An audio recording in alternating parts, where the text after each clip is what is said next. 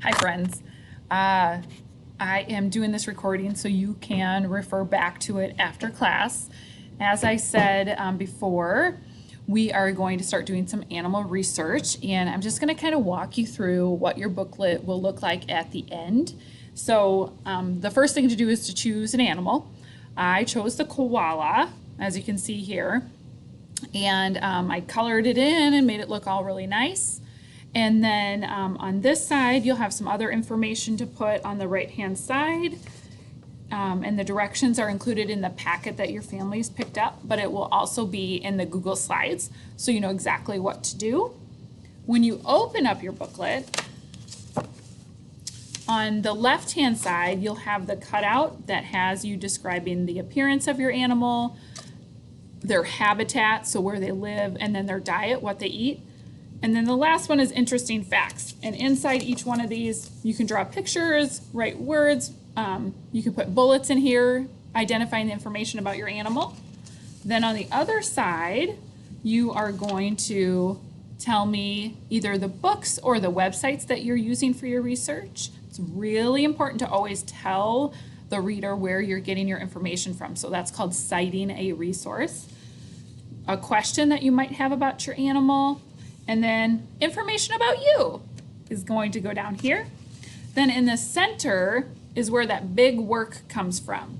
So introducing the koala is what Miss Jeannie would write here at the top. But before I can do any of that writing, I must complete this fact sheet that is found in your packet. So your topic sentence is your introduction. It should grab our attention. It should tell us, hey, you want to know all about the koala, okay? So that'll be one paragraph. So just a couple sentences introducing the animal. You're not really telling us a whole bunch of information, but you could also tell us why you chose the koala, or your animal of choice, of course. Paragraph 2, this is where you're going to talk about the appearance.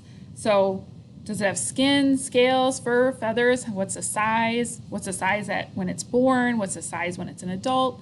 So any other details about its appearance, this is just for you to take notes. Just kind of like jot dots that we did with our personal narrative. Same type of thing for paragraph 3 and paragraph 4. Habitat and diet, interesting facts.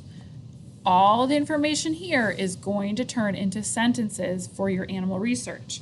Then at the bottom, you can see here, there's a conclusion part. So this is going to summarize.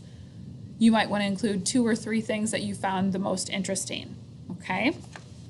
After we've done all of the note-taking and doing the research using Grantwood AEA sites or an internet search or a book that you have in your home, then that's when you would start writing in here, okay? If you prefer to type it first and then staple that inside your booklet, that's okay too. You don't have to handwrite it, but of course, for most of us that are 4th and 5th graders, handwriting is a lot quicker than it is to type.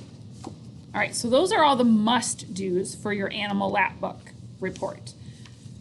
Options get put on the back, so you can tell us a little bit more about their habitat and the ecosystem, the countries where they live, about their home, its predators and its prey, and then tell us a little more facts over here. What did you like best about the animal?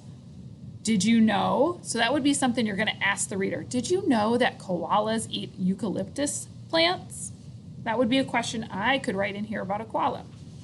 And then your last thing is, I couldn't believe it when I learned this. All right? So just remember that our goal is to research one animal, find out this important information, because that will help us fill out all of the rest of it. You should not be cutting any of these pieces out and coloring any of these pieces until you've done all of your work here, okay?